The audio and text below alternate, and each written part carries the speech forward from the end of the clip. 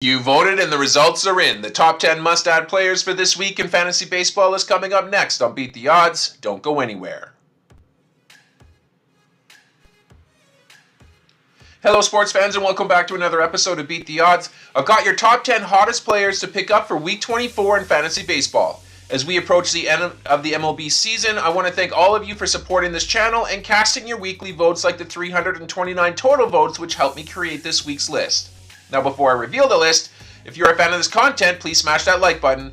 And if you're new here and appreciate quality fantasy sports insights, don't forget to subscribe and ring that notification bell so that way you don't miss an episode. Also, keep an eye out for the polls on who you should be picking up ahead of week 25. Do you have a burning fantasy baseball question? Ask me on Q. Go to askmeonq.com/beattheodds, submit your question, and for a small fee, I will personalize a response and send it to your email. It's super easy to do and it's a great way to get fantasy baseball advice while also supporting this channel. Now let's kick off this list. At number 10 we have Victor Robles. 28% owned. Over the last 2 weeks he's got 11 runs scored, 4 runs batted in, 6 stolen bases, and a .412 average. As we close out the season, those managers who are in the thick of a playoff race should be paying close attention to their matchups. If you're needing a guy that's going to help you put some pressure on run and stolen base categories, then you should really look to see if Robles makes sense for you. He has been slotted in the leadoff spot in each of his last 6 starts, and you should count on him staying there to close out the year. Let's go to number 9. We have DL Hall, 7% owned, 7 strikeouts, no ERA, and a .53 whip over the last 2 weeks. Hall is an interesting pickup to consider ahead of next week's games. He's not going to have 2 starts next week as he's scheduled to take the mound on Sunday, so if your league's championship matchup lasts 2 weeks, then I'd consider picking him up, but otherwise I'd stream him in on the start that he's going to have later next week.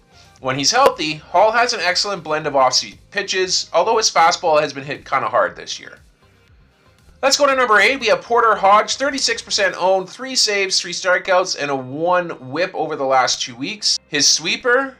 Oh man, let's just say you need to hope that your count doesn't get to 2 strikes. Where Hodge's fastball is very straight, his sweeper has an incredible 16.9 horizontal inches of break on it, making it extremely difficult to square up, as evidenced by opponents slugging only .082 against it. Hodge has taken over as the club's closer, and he should be in that position for years to come. Let's go to number 7. We have Spencer Horwitz, 42% owned, 7 runs scored, 4 homers, 10 runs batted in, and a .417 average over the last 2 weeks. He's a little on the older side for a rookie, and while he doesn't run, you're really not going to find a whole lot of first-year hitters as polished as Spencer Horwitz. He works his counts, and when he decides to take his hacks, he rarely misses, as evidenced by his 80th percentile whiff percentage and 94th percentile sweet spot percentage. He's going to sit against lefties, but when he's in, he usually hits near the middle of the order. Moving on to number 6, we have Nathaniel Lowe. 53% owned. Over the last 2 weeks, he's got 5 runs scored, 2 homers, 9 runs batted in, and a .410 average. It certainly took a while, but Lowe's bat has finally started to heat up. It's too bad that there's only a couple weeks left in the season.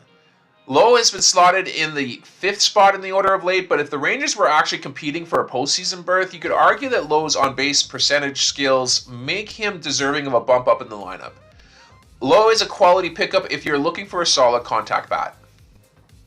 Moving on to number 5, we have Matthew Boyd, 50% owned, a win, 23 strikeouts, a 1.65 ERA, and a .92 whip over the last 2 weeks.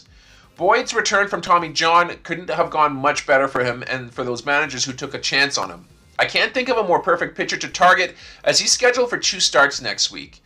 I would strongly encourage you to see if Boyd's on your waiver wire and pick him up ahead of this coming week. He should be a strong bet for a couple of quality starts and a strikeout for each inning that he pitches. Let's go to number 4. We have Connor Norby, 58% owned, 6 runs scored, 4 homers, 11 runs batted in, and a .227 average over the last 2 weeks. The shine that was on Norby over the last few weeks has started to dim somewhat, but he's still in a very productive spot on a healthy Marlins lineup. He hasn't picked up a hit in his last 4 starts, and he's missed a game earlier this week recovering from a foul ball off his foot, but I would bet that he should return to his productive ways to finish off the season.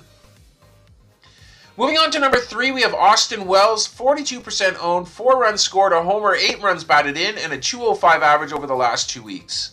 Wells has been a popular pickup at catcher over the last couple of weeks, so it makes sense to roster him, especially when he's facing a righty. His 4 RBI day against Kansas City It tied a season high, and it pushed his season home run total to 13 over 316 at-bats.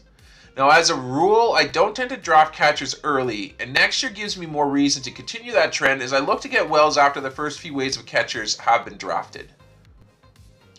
Let's go to number 2. We've got Pete Crow Armstrong, 56% owned. Over the last 2 weeks, he's got 6 runs scored, a homer, 7 runs batted in, and a 268 average. Now, I'll be honest, I haven't been a big supporter of PCA's heater, as the advanced stats indicated that it wasn't sustainable. Now, it's difficult to know what we should expect out of PCA to close out the year. After his 3 stolen base game on August 26, he hasn't stolen a base since, and that's a span of 15 games. He also routinely bats 7th or 8th in the lineup.